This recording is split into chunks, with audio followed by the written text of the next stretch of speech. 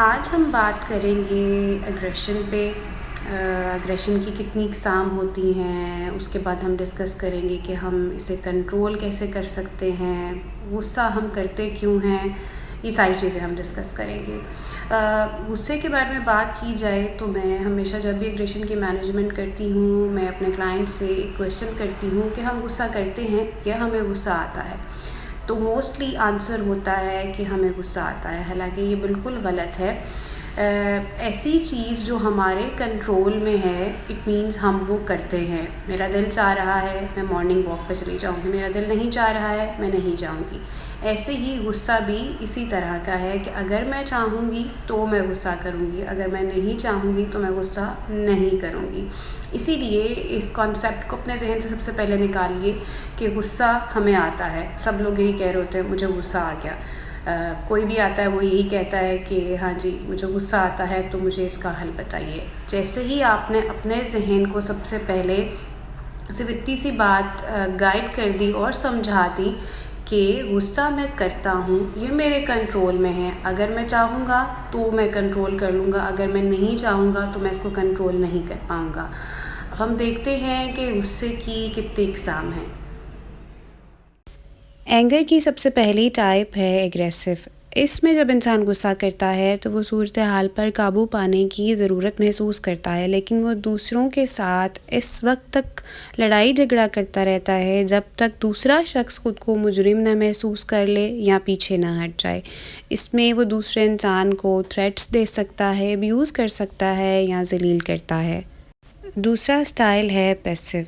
ये लोग दूसरों से बहस करने से गुरेज करते हैं, अपनी नीड्स और अपने एहसासात का इजहार नहीं कर पाते और इन्हें एहसास जुर्म के बगैर ना कहने में बहुत ज़्यादा दुश्वारी होती है। ये लोग प्रॉब्लम को अवॉइड करते हैं, हर वक्त डरे रहते हैं और हर सिचुएशन में अनकंफर्टेबल हो जाते हैं। उसके बाद है पैसिव एग्रेसिव। इसमें इंसान हेरा फेरी करता है और अजीबो-गरीब किस्म की एग्रेशन टेक्निक्स को यूज़ करता है। वो गुस्से में अपनी बॉडी लैंग्वेज के ज़रिए, अपने लहजे के ज़रिए दूसरों को तकलीफ़ देता है। जैसे अक्सर लोग ज़ोर-ज़ोर से दरवाज़ा बंद करना शुरू कर देते हैं, चुप कर जाते हैं, जिनसे प्यार करते हैं उनसे बात करना छोड़ देते हैं, उनकी केयर करना छोड़ देते हैं। जैसे कि आजकल बहुत ज़्यादा ट्रेंड चल पड़ा है कि हम जिससे नाराज़ होते हैं हम उसके मैसेजेस सीन कर कर उसे जवाब नहीं देते। ये भी इसी किस्म के लोगों में आते हैं। उसके बाद 4th नंबर पर एंगर का स्टाइल है वो है प्रोजेक्टिव एग्रेसिव। ये लोग बिल्कुल पैसिव स्टाइल की तरह ही आपके सामने आते हैं, लेकिन आम तौर पर ये लोग गुस्से में होते हैं और गुस्से का इजहार करने से डरते हैं। ये हमेशा अपना गुस्सा दूसरे से कनेक्ट कर देते हैं, इस तरह के रवैये इख्तियार करते हैं कि दूसरा आगे से इन पर गुस्सा करना शुरू कर दे। सबसे आखिर में है असर्टिव स्टाइल। इसमें इंसान अपने आप को मजबूत शो करवाता है और अपनी ज़रूरियात को बहुत खुले और बराह रास्त अंदाज में बयान करता है। वो दूसरे के जहन को पढ़ने का इंतज़ार नहीं करता, एक ही वक्त में वो दूसरे के जज्बात और राय को भी अहमियत देता है। वो अपनी मिस्टेक्स की ज़िम्मेदारी खुद लेता है। अब हम देखेंगे साइकिल ऑफ एंगर के इंसान गुस्सा करना कैसे स्टार्ट करता है। सबसे पहले कोई ना कोई सिचुएशन यानी ट्रिगर इवेंट क्रिएट होता है। अचानक से आप गुस्सा करना शुरू नहीं कर देते, उसके लिए लाजमी है कि कोई ना कोई ट्रिगर पॉइंट हुआ होता है या ट्रिगर सिचुएशन क्रिएट होती है। जैसे आपके काम पे बुरा दिन गुजरता है, आपकी कोई डिसरिस्पेक्ट करता है, आपके बच्चे आपके डिसरिस्पेक्ट करते हैं, तो साथ ही क्या होता है कि आपके जहन में नेगेटिव थॉट्स क्रिएट हो जाती हैं। आप अपने आप को कहना शुरू कर देते हो कि मैं ही बुरा हूँ, मैं ही गलत हूँ या दूसरा गलत है, अपने आप को ब्लेम करना शुरू कर देते हैं। देन क्या होता है, जैसे ही नेगेटिव थॉट्स क्रिएट होती हैं आप एक इमोशनल सा रिस्पॉन्स देते हो। वो वर्बली हो सकता है, आप बोल के दे सकते हो, आपके अंदर गिल्ट फीलिंग आ सकती हैं, आप किसी को डायरेक्ट कह सकते हो कि तुमने गलत किया है, तुम्हारा कसूर है, तुम्हारी वजह से ये सब कुछ हो रहा है। जैसे ही इमोशनल रिस्पॉन्स होता है आपके अंदर फ़िज़िकल सिम्टम्स आने शुरू हो जाती हैं। आपकी हार्ट बीट तेज़ हो जाती है, आपको स्वेटिंग शुरू हो जाती है, आपकी बॉडी शेक करना शुरू कर देती है। बहुत सारी ऐसे फ़िज़िकल सिम्टम्स आपके सामने आ सकती हैं। जैसे ही फ़िज़िकल सिम्पटम्स आती हैं, आपका एक बिहेवियरल रिस्पॉन्स दूसरे की तरफ जाता है।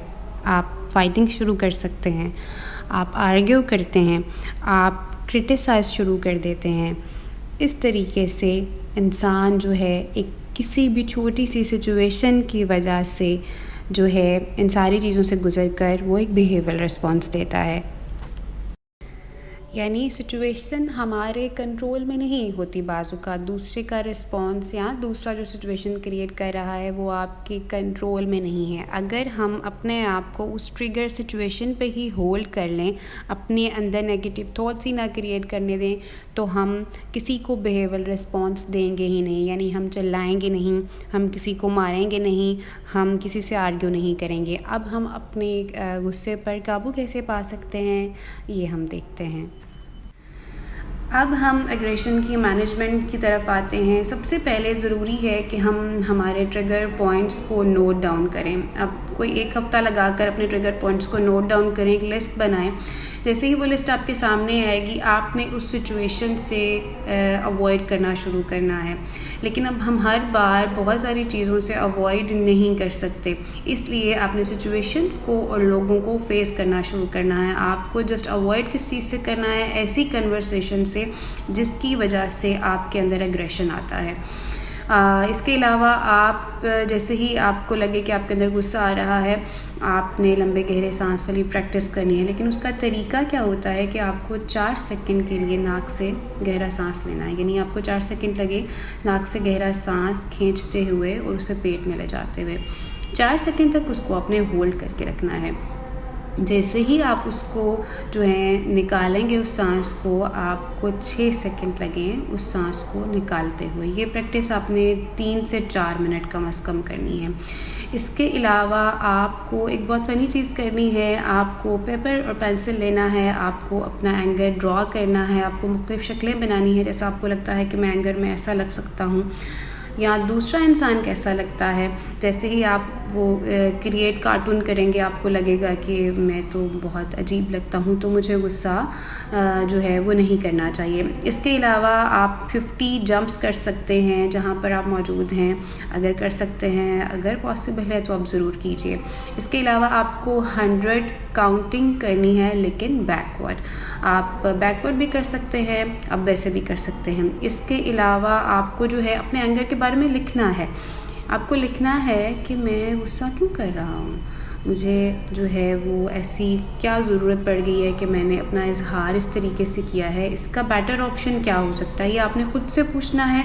इस थेरेपी को हम कहते हैं दैट आस्क टू योरसेल्फ। आपने अपनी प्रॉब्लम अपने आप से पूछनी है और उसका सोल्यूशन भी अपने आप से ही मांगना है। उसके अलावा अगर ज़रूरी है कुछ देर के लिए वहाँ से आप चले जाइए, 2 से 3 मिनट के लिए आप उस जगह को छोड़ दीजिए, बाहर जाइए, पानी पीजिए, डीप ब्रीदिंग कीजिए, आपकी सिचुएशन कंट्रोल में आ जाएगी। उसके अलावा आप अपने किसी दोस्त से, किसी पार्टनर से बात कर सकते हैं कि मेरे साथ ये प्रॉब्लम हो रही है, मैं छोटी छोटी बातों पे या बड़ी बड़ी बातों पे या किसी भी सिचुएशन में मुझसे खुद पर कंट्रोल नहीं होता और मैं एग्रेशन का शिकार हो जाता हूँ। इसके अलावा आप एक बॉल अपने पास रखिए, या अगर नहीं भी मौजूद, आपको किसी भी सॉफ्ट चीज़ को स्क्वीज़ करना है, उसको प्रेस करना है। इसके अलावा आप कोई भी गेम खेलना शुरू कीजिए, मोबाइल पे नहीं, ग्राउंड प्ले, यानी आपके जिसमें मोटर स्किल्स यूज़ हों। आप मेल हैं, फीमेल हैं, आपको अपनी चॉइस के मुताबिक कोई भी ऐसी गेम चूज़ करनी है, जैसे फुटबॉल हो गया, बैडमिंटन हो गया, कुछ भी ऐसा खेल थोड़ा बहुत अपने फ्री वक्त में ज़रूर खेलिए। और दिल चाहे तो अपनी पसंद का म्यूज़िक सुन लीजिए। ये चीज़ें आपके लिए बहुत फ़ायदेमंद हैं। मैं समझती हूँ कि एग्रेशन जो है वो हमारे कंट्रोल में है, लेकिन कभी कभी सिचुएशन ऐसी क्रिएट हो जाती है कि हमारा जो है हम अपने ऊपर काबू नहीं रख पाते। लेकिन जब भी ऐसा हो, आपके साथ ऐसी सिचुएशन हो, अपने आप से सिर्फ एक सवाल कीजिए, क्या जो मैं इजहार करने लगा हूँ, जो मुझे नेगेटिव थॉट्स आ रही हैं, ये मेरे लिए ठीक हैं? ये मेरी पर्सनालिटी पे क्या इम्पेक्ट डालेंगी? क्या इसके अलावा भी कोई हल है जिस पर मैं काम कर सकता हूँ और मुझे वो ज़्यादा फ़ायदा देगा? तो आपके लिए जवाब आपके सामने ख़ुद आ जाएगा। अपना बेहद ख्याल रखिए, अपने से जुड़े हर उस रिश्ते का ख्याल रखिए जो आपके साथ बहुत सिंसियर है।